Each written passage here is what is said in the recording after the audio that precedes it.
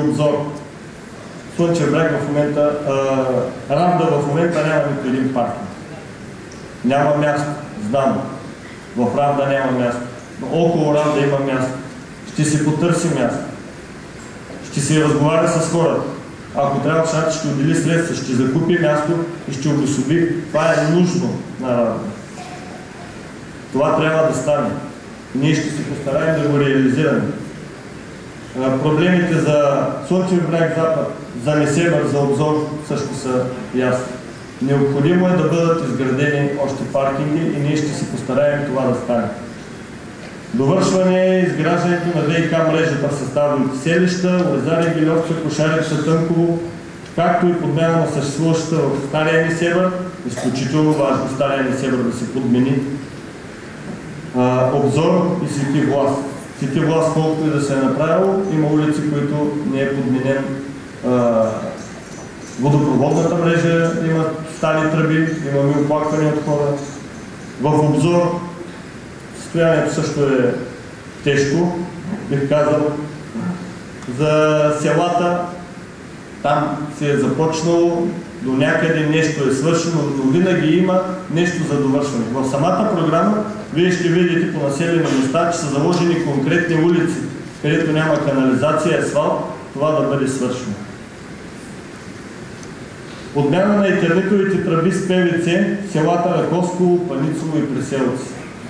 Един проблем, който го поставят хората от тези села години наред, че всички знаем, че етернитовите тръби са канцерогенни и от тях не е добре да се пие вода.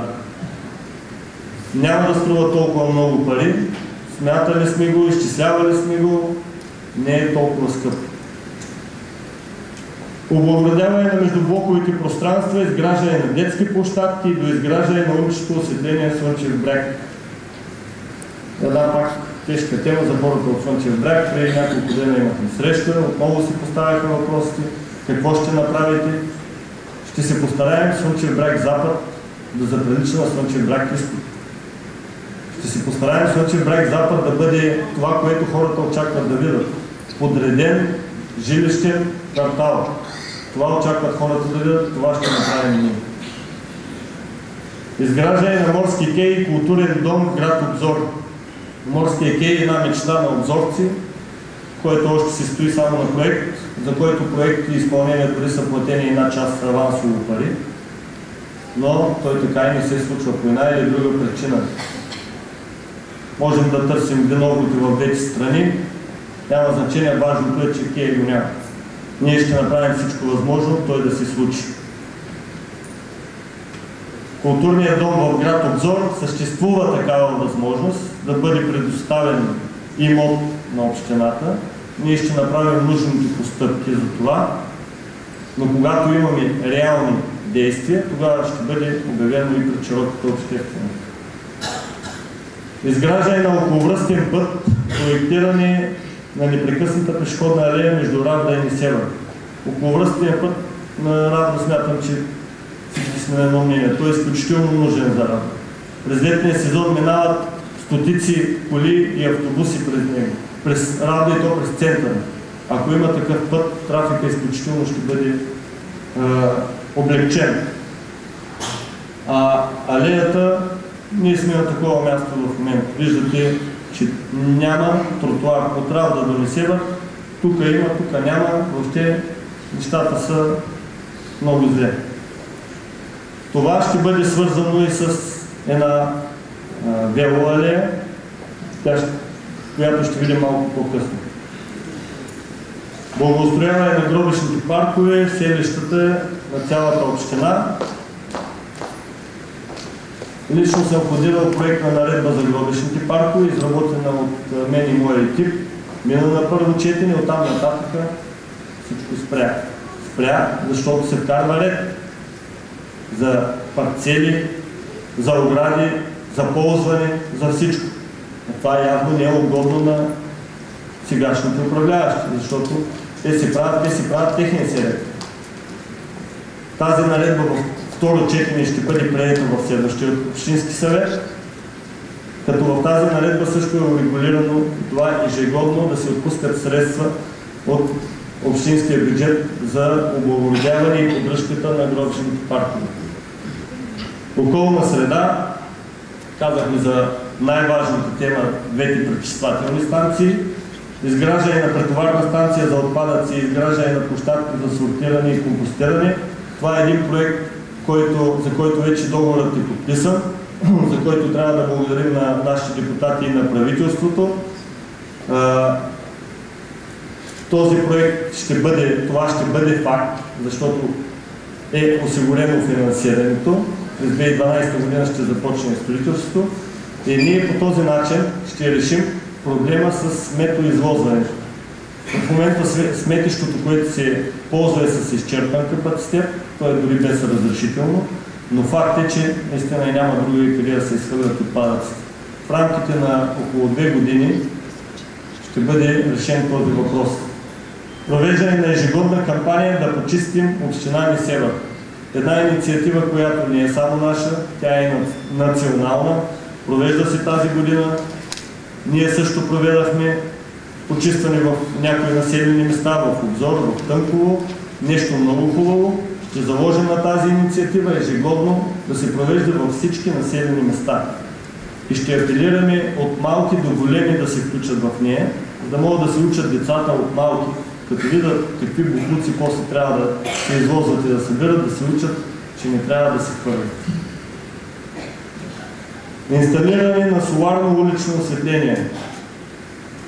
Това вече не е научна фантастика, това си е реалност. Ние ще заложим на модерните технологии. Това, че където изграждаме улично осветление, където има възможност и имаме средства, ще заложим на такова осветление. Транспорт.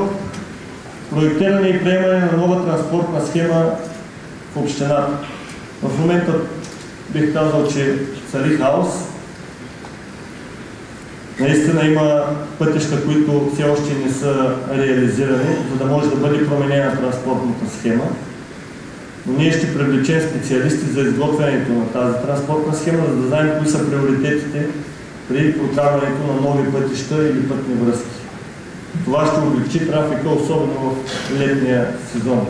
Изграждане на нови спирки по линиите на обществения транспорт, нещо изключително важно, и откриване на пряка автобусна линия Свети Влас Бургас. Тази идея ми беше дадена вчера.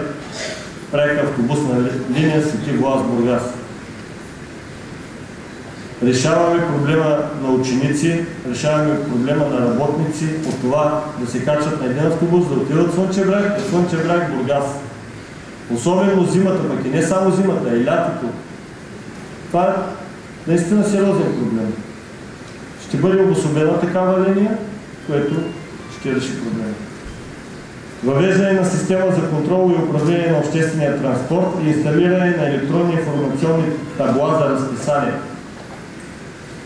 По спирките ще бъдат инсталирани такива табла. Това вече се вижда в други градове, също не е научна фантастика, нещо ново, както казах, залагаме на модерните технологии. Изграждане на велоалея Равда и Лените, също така Кошарица, КПП Слънчев бряг.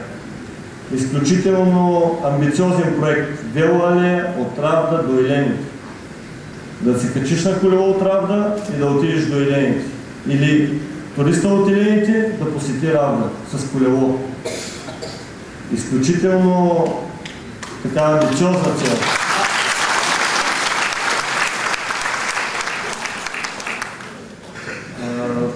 Но ние сме провели необходимите проучвания и смятаме, че тази идея може да бъде реализирана. Ще направим всичко възможно тя да бъде реализирана и ние, нашите деца, туристите да могат свободно да се движат от Равда до Елените. Създаване на икономика. Равнопоставеност на населените места при разпределение на общинския бюджет. Нещо, което се обещаваше и през този мандат, още в началото, нещо, което някои наши колеги с големи букви бяха писали по плакатите си, рекламираха как ще има всеки, как така. нещо, което не се случи. Всички знаем къде отиват средствата, всички знаем, че малките населени места са ощетени, всички знаем, че Обзор е ощетен, всички знаем, че Равда е ощетена, но да не забравяме и Несебър. Несебър също е ощетен. Поне до сега така беше. Още един месец, надявам се да променя това. А на жителите от малките населени места обещавам, че всяка година при общественото обсъждане на бюджета, те ще имат цялата информация, какво ще се случва в тази година при тях, колко средства са предвидени да бъдат отделени, а в края на мандата, в края на всяка година ще се дава отчет какво е направено и ако не е направено, защо не е направено. Това нещо, отчет, през тези 4 години никой не видяхме да дава. А всяка година трябва да се дава отчет на хората. Създаване на туристически информационни центрове в Несебър, Равда, Свети Влас и Обзор. Факт е, че в Свети Влас има туристически център, но той е в кметство. Факт е, че в Несебър, Стара част, има туристически център, който е в центъра на Стария град, заобграден от сергии. И когато един турист, един румънец дойде и иска да види къде е туристическия център, за да получи необходимата информация, как да влезе в Стария град, ще обясните. Как ще влезе с колата си, с семейството в Стария град.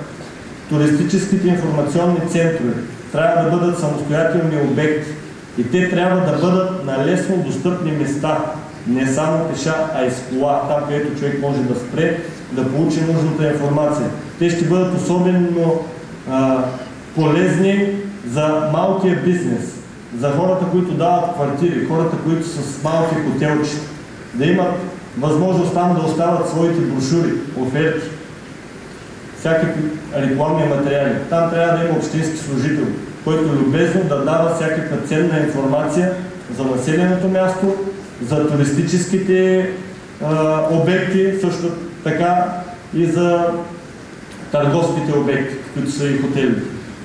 Смятаме, че реализирането на тази идея на 100% това, което съм замислил, ще спомогне много за малкия бизнес.